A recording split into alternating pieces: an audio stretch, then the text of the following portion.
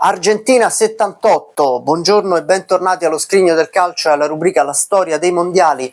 Posso dire che mi fa un po' schifo parlare di Argentina 78, ma con tutto il rispetto di chi ha giocato quei mondiali, con tutto il rispetto di chi c'era, di chi non c'era, però il contesto in cui si sono giocati veramente mi repelle e mi dispiace che ci siano state 15 nazionali che abbiano accettato di partecipare ad una porcheria del genere. È veramente a volte io credo che la dignità valga molto più dello sport, molto più di una competizione, anche se importante come la Coppa del Mondo. Però tant'è, è successo quasi 50 anni fa e ne parliamo, ma parlerò tanto di quello che era il contorno di questi mondiali. È l'11ª edizione, si gioca dal 1 al 25 giugno del 1978 in Argentina, 16 partecipanti, stessa formula del 1974, due sole esordienti, l'Iran e la Tunisia. Si gioca in un clima invernale, tanto per cominciare, perché sappiamo come Brasile e Argentina abbiano un po' il contrario delle stagioni rispetto all'Occidente, rispetto all'Europa. Ma soprattutto si gioca in un clima abbastanza surreale, si gioca in un clima cupo, fosco, non solo per le temperature, per la tanta pioggia che ci sarà anche durante le partite, ma l'Argentina dal 1976 ha subito il colpo di stato di una dittatura militare tra le più sanguinose che si siano mai ricordate. C'è qualche imbecille che persino in Italia vorrebbe una dittatura militare senza sapere nulla di quello che significhi, che abbia significato in Argentina, ma anche in altri stati, in tantissimi stati del Centro Africa, ad esempio. Ma quello che è stato Videla e la dittatura militare in Argentina, i famosi desaparecidos, che i più giovani magari avranno solo sentito nominare, cioè dissidenti o rivoltosi del governo fatti scomparire e praticamente gettati in mare da aerei militari. Figuriamoci che cosa potesse significare giocare un mondiale in queste condizioni. E tra l'altro ci sono tante emozioni, però solo a parole, di rivolta da parte di alcune nazioni, e ci sono due rifiuti epocali. Il primo è quello di Johan Cruyff, che decide di non partire con la sua Olanda, nonostante sia forse la grande favorita per la vittoria finale, per salvaguardare la sua incolumità. Aveva subito anche un tentativo di rapimento in quel periodo e sceglie proprio di non aggregarsi alla spedizione.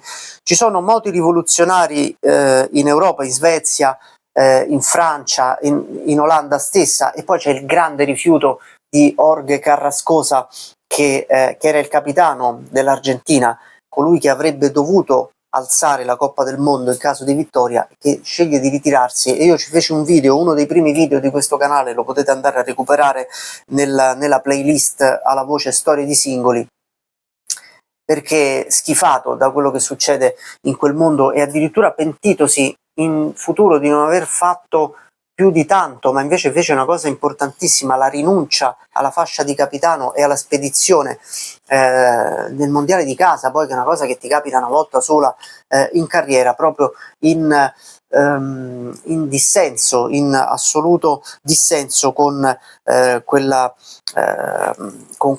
dittatura che il suo paese era costretto a subire.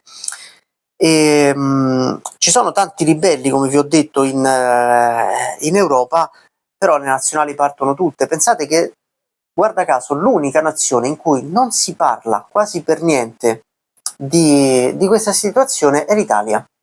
In Italia, alla vigilia dei mondiali, si parla solo di calcio.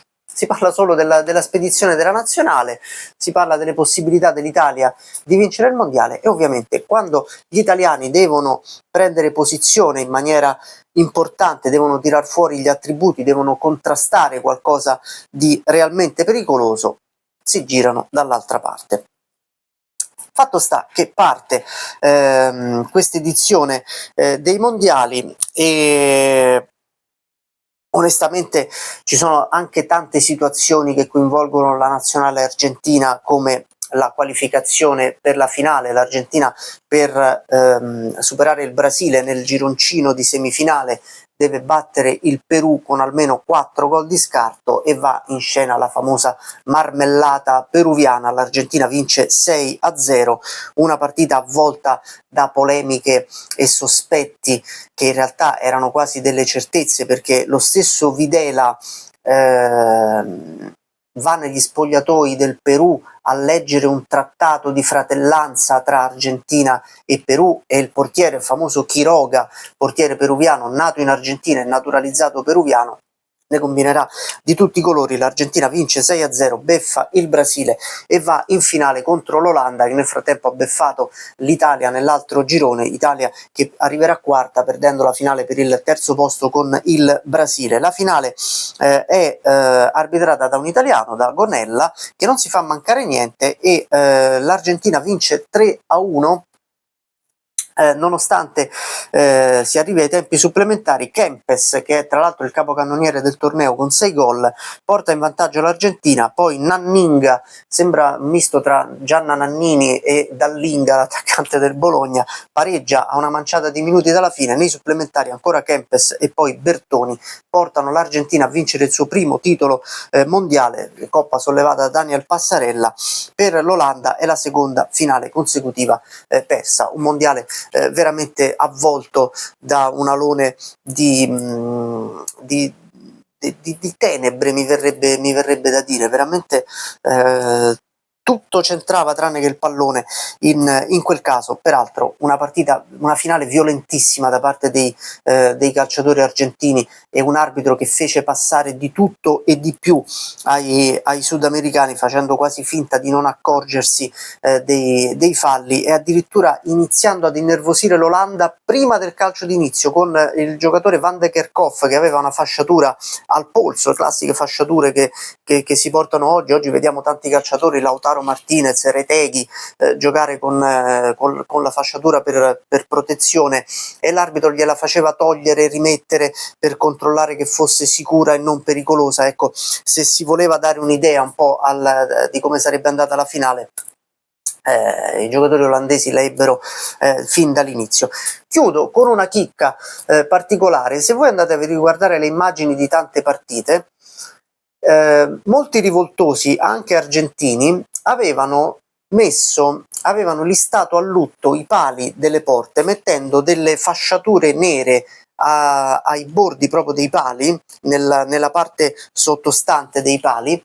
E quando Videla e gli altri dittatori, che non capivano niente di pallone ma si erano così riempiti la bocca della grandezza del mondiale in Argentina, chiesero perché ci fossero quelle fasce nere, risposero tranquillamente che era tradizione che ai mondiali ci fossero i pali fasciati di nero in basso. Loro ci credettero perché appunto non capivano niente di pallone, e fu l'unico forse moto di protesta in quell'Argentina, in quei mondiali, come per dire: questo è un mondiale pieno di morte, altro che pallone. Ci vediamo la prossima settimana con Spagna 82, si riparlerà di pallone, anche del nostro mondiale.